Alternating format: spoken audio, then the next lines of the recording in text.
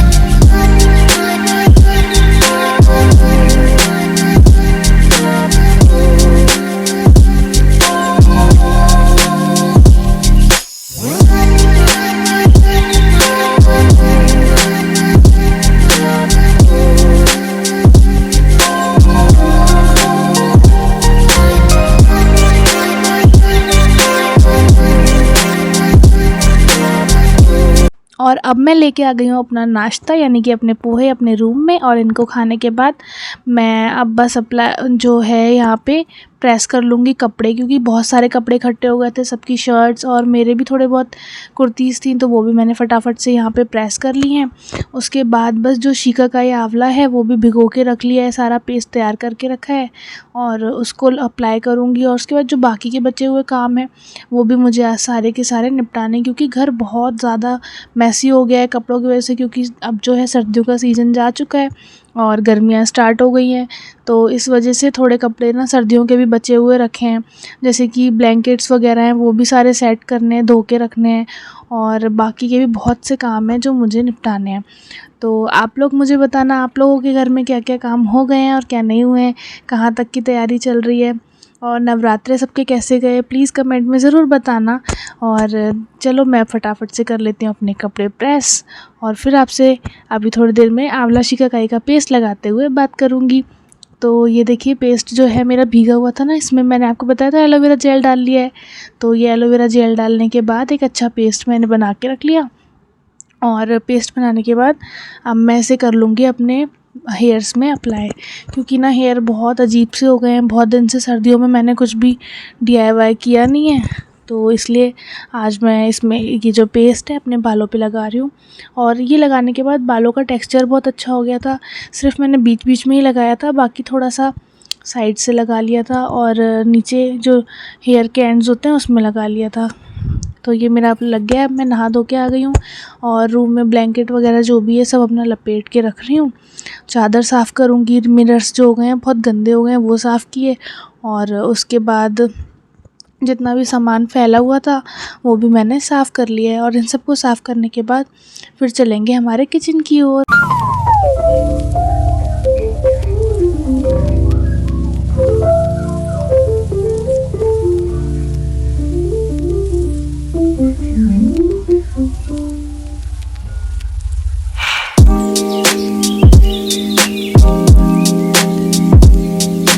तो अब चलते हैं हमारे मंदिर की ओर। तो मंदिर में हमारे छोटे से लड्डू गोपाल हैं, इनको मैं यहाँ पे करा रही हूँ स्नान। और स्नान कराने के बाद इनको अच्छे से नहला धुला दिया है और अब मैं इनको कर रही हूँ रेडी। तो रेडी करने के बाद माला पहना के, मुकुट लगा के, कंगन पहना देती हूँ और उसके बाद थोड़ा सा इत्र लगा देती हूँ और फिर इनको मंदिर में कर देती हूँ विराजमान। और आज थोड़ी देर हो गई थी नहलाने में, तो यहाँ पे ये हो गए हैं विराजमान। फिर मैं धूप दीप जला लूँगी और इनकी पूजा अर्चना करके भोग लगाऊँगी और उसके बाद करूँगी किचन का हमारा सारा जो काम बाकी है वो। और तब तक बने रहिएगा व्लॉग में। अच्छा लग रहा हो तो लाइक करना मत भूलना।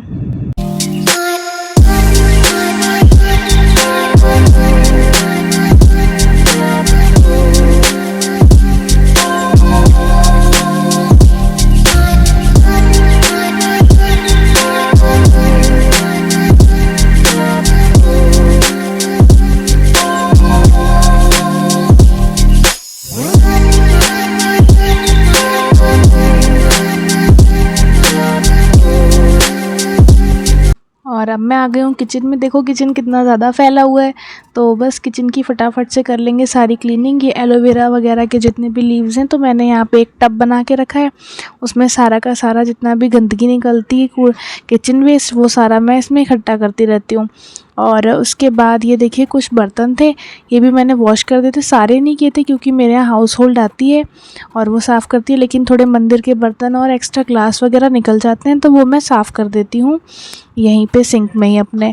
और बस इसको साफ़ करने के बाद हम अपनी गैस जो है उसको भी साफ़ करेंगे क्योंकि गैस बहुत गंदी हो गई थी जो हमारा चूल्हा है। तो यहाँ पे मेरे बर्तन सारे धुल गए हैं और बर्तन धोने के बाद इन्हें मैं जो मेरे पीछे की टाइल्स हैं उनको भी साफ़ कर लूँगी। सिंक को भी मैंने अच्छे से धो दिया है और यहाँ पे ये सारे के सारे बर्तन मैं धो के रख दूँगी। और उसके बाद हम आगे बढ़ेंगे अपने काम की ओर, यानी कि जो अपना स्लिप वगैरह है वो साफ़ करेंगे और स्लिप वगैरह साफ़ करके दिन की रोटी बनाएंगे। तो आज मेरा व्लॉग थोड़ा ही शूट हो पाया था दिन के खाने तक का, तो आप लोग मेरे व्लॉग को बताना आपको कैसा लगा, ताकि मैं डेली अब शूट करूँगी। तो मुझे एक तो हैबिट नहीं है क्योंकि मैं न्यूज़ व्लॉगर हूँ। तो यहाँ पे देख लीजिए मेरा हो गया है साफ़। अब मैं अपनी जो गैस है वो साफ़ करूँगी अच्छे से। पहले साबुन से मैंने यहाँ पे धो लिया है और अपनी गैस साफ़ करने के बाद जो स्लिप है वो भी पोंछ लूँगी। जितने एक्स्ट्रा बर्तन हैं वो रखाऊँगी, काम वाली आंटी जो आएंगी शाम को धो के चली जाएंगी, क्योंकि मैं सिर्फ मंदिर के ही बर्तन जो होते हैं वो धो के रखती हूँ। बाकी सारी हमारी जो हाउस होल्ड है वो आती है सुबह शाम दोनों टाइम, वो धो के चली जाती है। और बस ये मेरी गैस साफ़ हो गई है अच्छे से। स्लिप वगैरह भी साथ ही साथ मैंने पोंछ लिया है और बस अब मैं रख दूँगी सारे जो इसका स्टैंड है इसके ऊपर। दाल चावल अच्छे से धो लूँगी। चावल दाल धोने के बाद यहाँ पे ये जो मेरे दाल चावल है वो मैंने धो के रख लिए। दाल चढ़ा दिए कुकर में और कढ़ाई में चढ़ा दिया है तेल। उसमें ही मैं डाल दूँगी आलू और आलू डालने के बाद हम बनाएंगे मसाले वाले आलू, साथ में दाल चावल।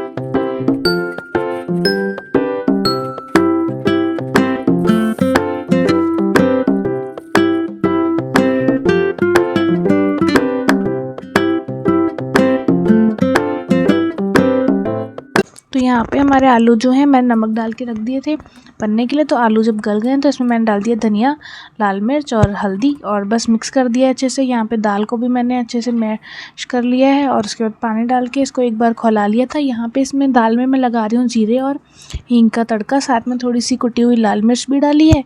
और तड़का लगाने के बाद हमारी दाल हो गई है रेडी और चावल भी रेडी हो गए हैं। तो चलिए जल्दी से कर लेते हैं सर्व। तो यहाँ पे मैं सर्व कर रही हूँ। सबसे पहले डाल रही हूँ मैं यहाँ पे दाल और दाल डालने के बाद सैलेड भी रखा था वो, और चावल और साथ में आलू, और इसका भोग लगाएंगे, उसके बाद हम भी खाएंगे। तो मेरी वीडियो अच्छी लगी हो तो लाइक कर देना, चैनल पे न्यू हो तो सब्सक्राइब कर देना। मिलूंगी आपसे कल नए व्लॉग के साथ, तब तक के लिए बाय बाय। अपना ख्याल रखना और कैसे हो ज़रूर कमेंट में ज़रूर बताना। Bye bye.